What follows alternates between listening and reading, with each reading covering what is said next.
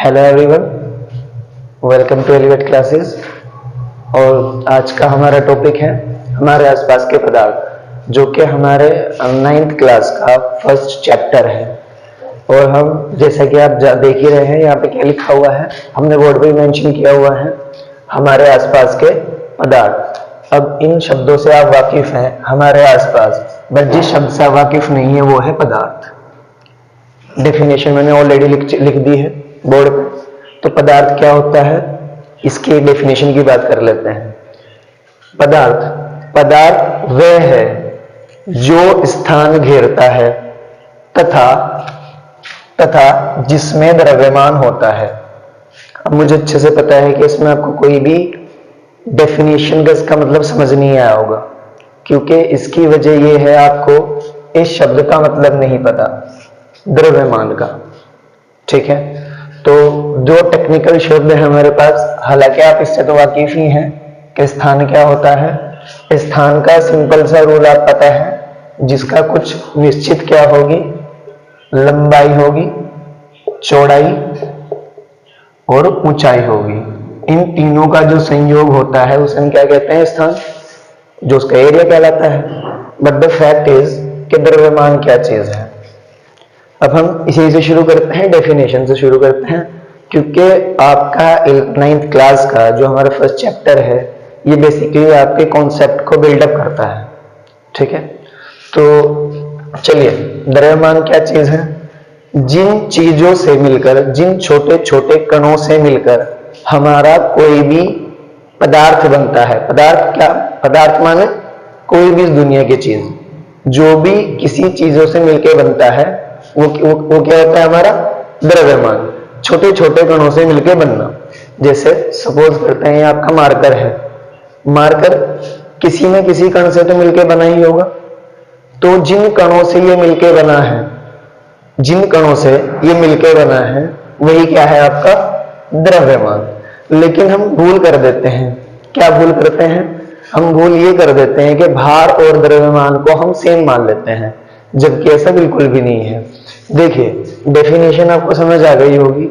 हर एक वो चीज जो स्थान घेरती है तथा जिसमें क्या होता है, द्रव्यमान होता है। द्रव्यमान माने जिन चीजों से मिलकर वो बनी है। अब कोई भी दुनिया की पदार्थ है, कोई भी दुनिया की कोई चीज है, तो किसी न किसी कणों से तो मिलकर बनी ही होगी। ठीक है, तो स्थान आप जानते हैं, द्रव्यमान के बारे में मैंने आपको बता दिया है। लेकिन हम भूल क्या करते हैं कि द्रव्यमान और भार में क्या अंतर है या इनमें संबंध क्या होता है। तो इनका संबंध मैं आपको बता देता हूं। इनका संबंध है W बराबर mg। अब W यहां पे क्या है, W है आपका भार, वेट, और m क्या है आपका द्रव्यमान, जिसको हम इंग्लिश में क्या बोलते हैं, mass. And what about the G? G is stands for gravity.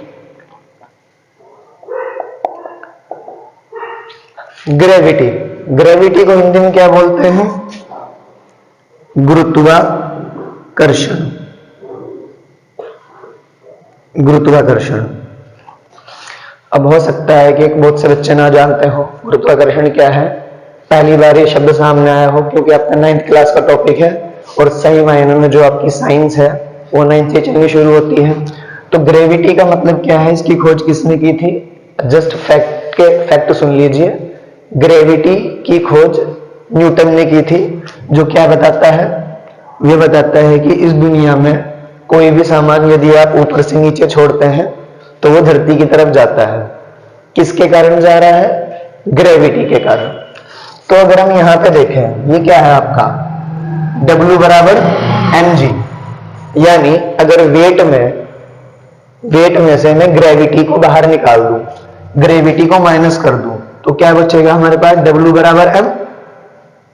मतलब भार और द्रव्यमान में सिर्फ कौन अंतर ला दे रही है, ग्रेविटी अंतर ला दे रही है। तो क्या ग्रेविटी हर जगह की समान होगी? अगर ग्रेविटी हर जगह की समान होती तो फिर G का कोई मतलब ही नहीं बनता था, है ना।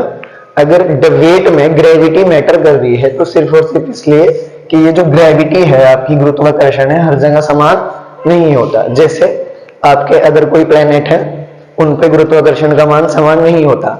अगर मैं चंद्रमा की बात करूं चंद्रमा पे आपकी ग्रेविटी होती है G/6 यानी कि G/6।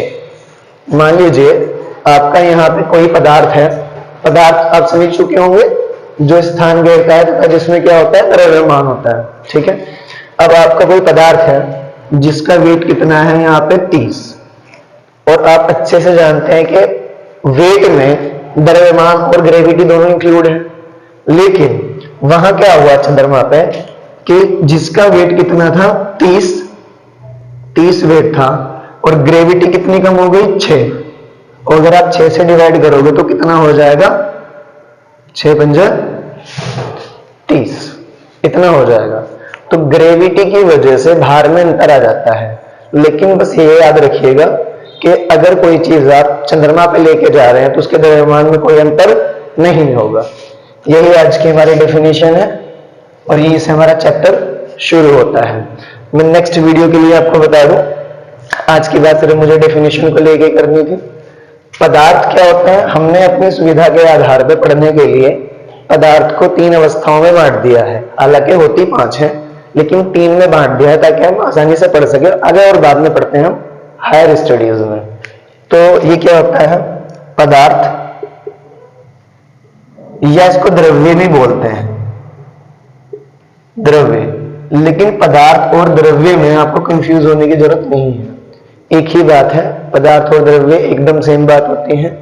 इसके 3 प्रकार हैं, इसको हमने वर्गीकृत किया है 3 प्रकारों में, 3 प्रकार। नंबर 1 पे आपके क्या आता है, ठोस। नंबर 2 पे आता है आपका द्रव, और नंबर 3 पे आता है आपका गैस। इन तीनों के बारे में हम नेक्स्ट वीडियो में डिस्कस करेंगे। अभी के लिए इतना ही।